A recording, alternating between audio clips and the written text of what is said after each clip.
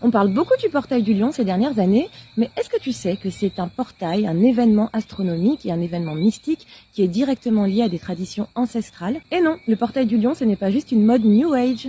Et surtout, en tant qu'afro-descendant, est-ce que tu sais que c'est lié à ton ancestralité, à là d'où tu viens, à là d'où viennent tes ancêtres, à la création de ton ADN, à là où tu vas quand tu vas quitter ce corps physique? Aujourd'hui, je t'embarque avec moi dans les mystères du portail du Lion, en lien avec des cosmogonies anciennes, principalement africaines, et loin de toute conception New Age.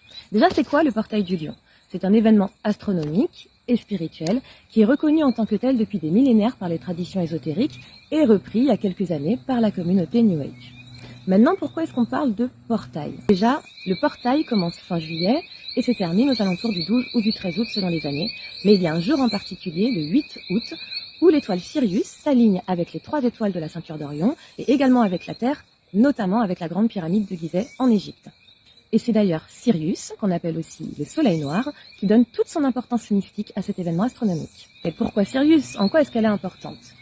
Déjà, physiquement.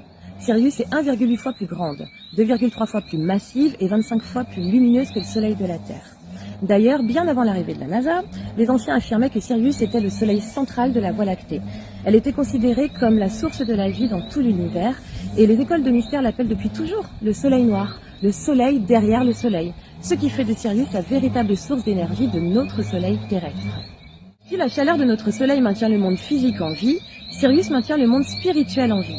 C'est la lumière spirituelle, là où celle du soleil, c'est une perception qui est liée à notre monde physique. Le poète et astrologue Manilius en parle en tant que soleil lointain qui illumine les corps subtils. Et d'ailleurs, tout comme la lune reflète le soleil reflète Sirius. Mais ce n'est pas tout, on va aller regarder 2 peuples, 2 civilisations, en commençant par l'ancien empire égyptien où Sirius était associé à la déesse Isis, qui est une figure de renouveau et de résurrection. Le début des crues du fleuve sacré, du Nil, correspondait au lever héliaque de Sirius, qu'on appelait aussi Sotis, et c'était l'objet d'une adoration particulière. L'étoile Sirius était également associée à Anubis dans sa fonction de guide des âmes vers leur destin stellaire. Et d'ailleurs, la grande pyramide de Gizeh semble avoir été construite en parfait alignement avec les étoiles et en particulier avec Sirius, parce que la lumière de ces étoiles était utilisée dans les cérémonies des mystères égyptiens. Et Marshall Adams nous dit dans son livre, le livre du maître des lieux occultes, que ce peuple ancien, les Égyptiens, savaient qu'une fois par an, le soleil par an correspondait à l'étoile du chien. L'étoile du chien, c'est le nom qu'on donne à Sirius parce qu'elle est placée dans la constellation du grand chien. Par conséquent, la grande pyramide de Gizeh a été construite de telle manière qu'à ce moment-là, au moment du portail, la lumière de l'étoile du chien tombe sur la place Pierre de Dieu, au sommet de la grande galerie, et elle descend sur la tête du grand prêtre qui lui reçoit cette énergie solaire qui est mystique à ce moment-là, et qui reçoit les initiations qui sont contenues dans cette énergie pour pouvoir les transmettre aux initiés afin qu'eux puissent développer leur divinité. On quitte maintenant l'Égypte pour le Mali, où l'étoile Sirius fait partie intégrante de la cosmogonie Dogon, parce qu'elle est liée au mythe de la création et à la venue de leurs ancêtres, des êtres célestes sur Terre. Les Dogons, ils ont une tradition complexe liée à Sirius, qu'ils appellent Siji Tolo, l'étoile de Siji. Cette tradition autour de Sirius inclut des connaissances qui sont étonnamment précises sur le système stellaire de Sirius, notamment l'existence de Potolo, l'étoile du commencement profond, qui est une naine blanche invisible à l'œil nu, et de Amaya Tolo, qui est la conscience intelligente derrière toute la création et la conscience de tous les êtres. C'est ceux qui ne reposent sur rien. En quoi est-ce que c'est si étonnant que les Dogons aient cette cosmogonie? Scientifiquement, Sirius A n'est effectivement pas seule. Elle a un compagnon beaucoup plus petit qui fait la taille de la Terre mais avec une masse équivalente à celle du Soleil et puis une magnitude beaucoup plus discrète, elle rayonne moins. Et c'est Sirius B. Sirius B, c'est une naine blanche qui a été découverte en 1862, la première découverte dans l'histoire de l'astronomie occidentale, puisque les Dogons, eux, le savaient déjà. Les prêtres Dogons peuvent d'ailleurs détailler la rotation rapide, le cycle orbital de 50 ans, la petite taille et l'immense puissance de Potolo avec une grande précision. Et c'est un sujet tellement intéressant, surtout si tu es afrodescendant et que tu t'intéresses à l'origine du monde. Donc si tu veux en savoir plus à ce sujet, je vais te mettre des références dans la légende, notamment les écrits de Marcel Griol et de Germaine Dieterlen. Ça a été publié dans le journal de la Société des Africanistes en 1950. Je te mettrai la ref. Et si le rôle et l'importance de Sirius t'intéressent, je t'invite à lire l'hypothèse ultra intéressante de Emmanuel Kant dans son ouvrage Histoire naturelle générale et théorie du ciel, où essai sur la constitution et l'origine mécanique de l'univers. Ça a été traduit par Charles Wolf, tu peux le trouver facilement. Donc voilà, si on parle de portail, c'est parce que mystiquement, Sirius c'est une porte d'accès à des dimensions supérieures, c'est une source de sagesse. Et quand elle est alignée avec les étoiles d'Orion et avec la grande pyramide, ça crée un portail, c'est-à-dire un passage qui permet de faire circuler l'énergie entre le monde physique et entre le monde spirituel, ce qui nous donne des opportunités de grandir, de se transformer, de faire évoluer notre conscience. Pourquoi est-ce qu'elle est en lien avec l'abondance aussi? Parce qu'en perse, son nom signifie le créateur de prospérité.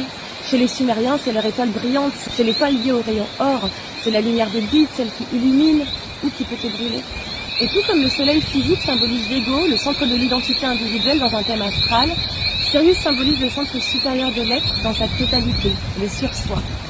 Et au milieu de l'été, Sirius se lève chaque année et elle emmène avec elle de nouveaux commencements, de nouvelles prises de conscience, de nouvelles lumières. Elle nous permet d'ancrer dans la matière toutes les conscientisations qui ont été faites depuis le début de l'année.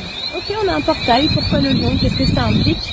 Tout simplement, cet événement se produit sous le signe astrologique du lion, qui est associé à la force, à la créativité, au leadership. Et pour les Égyptiens d'ailleurs, cette période d'arrivée de Sirius marquait le début du nouvel an, de la saison des crues du Nil, donc c'était vecteur de fertilité et d'abondance. Il y a un autre amplificateur de ce portail du lion, c'est le chiffre 8. Le chiffre 8 symbolise l'infini, l'équilibre, le pouvoir, la récolte. Il est associé à l'abondance matérielle, mais aussi spirituelle, associé au cycle, et il nous rappelle l'interconnexion de toutes choses et le cycle sans fin de la création et de la destruction. Et si le 8 août a été déjà considéré comme une date puissante en numérologie, cette année, elle revêt une importance particulière, parce qu'on est en année 8. 2024, 2 plus 2 plus 4, ça fait 8, et c'est amplifié, on a 3 fois 8. Le 3 représente le divin qui va mettre son grain de sel, et 3 fois 8 font 24, qui font 6 en réduction. Le 6, c'est l'incarnation, le fait d'intégrer les apprentissages de l'âme dans la matière. Et ben voilà, je pense que maintenant tu en sais un peu plus sur ce fameux portail du lion, au-delà de tout le délire New Age qu'il y a autour. Je t'invite vraiment à aller te renseigner sur l'importance de Sirius dans notre système solaire, et notamment dans la cosmogonie des Dogons du Mali. J'organise également un rituel pour le portail du lion, un rituel d'intégration pour nous permettre d'aller intégrer tout ce que l'on a travaillé pendant l'année. C'est un rituel qui nous permettra de finir, de nous aligner, si jamais nous ne le sommes pas encore, avec notre essence, et puis aussi de récolter de l'abondance, de récolter ce que l'on a semé pendant tout ce début d'année. Je t'en dirai un peu plus dans un prochain post, je te laisse déjà digérer les informations de cette vidéo. À bientôt!